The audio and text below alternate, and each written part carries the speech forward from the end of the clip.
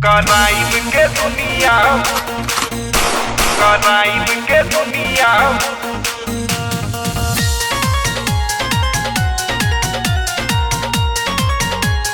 Crime के दुनिया में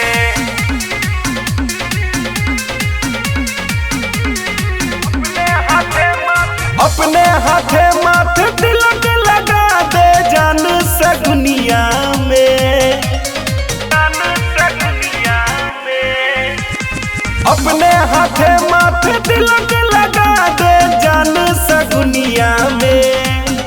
आगे कदम रखे अब जाहलियो हम क्राइम के दुनिया में।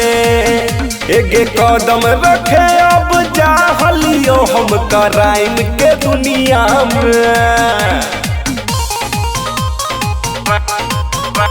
क्राइम के दुनिया में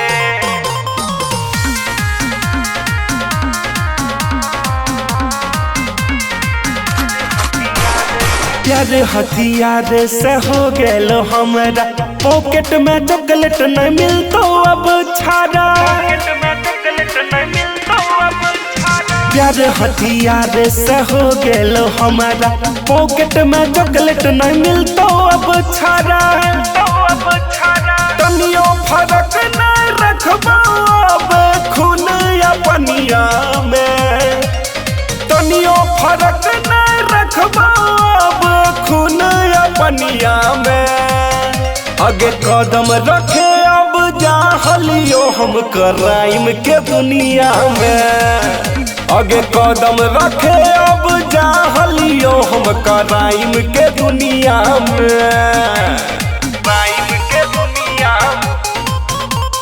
क्राइम के दुनिया।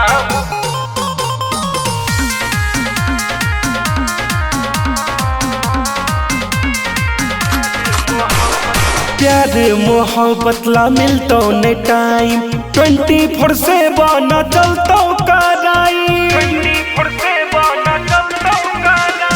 प्यार मोहब्बत ला मिलतो ने टाइम 24/7 न चलतो क्राइम। बसंत के नमवा सुने के मिलतो जुर्म के कहानिया में। अखिलेश के नमवा सुने के मिलतो जुर्म के कहानिया में। आगे कदम रखे अब जाहलियो हम क्राइम के दुनिया में। एगे कदम रखे अब जाहलियो हम क्राइम के दुनिया में। क्राइम मास्टर गोगो बन जाऊंगा।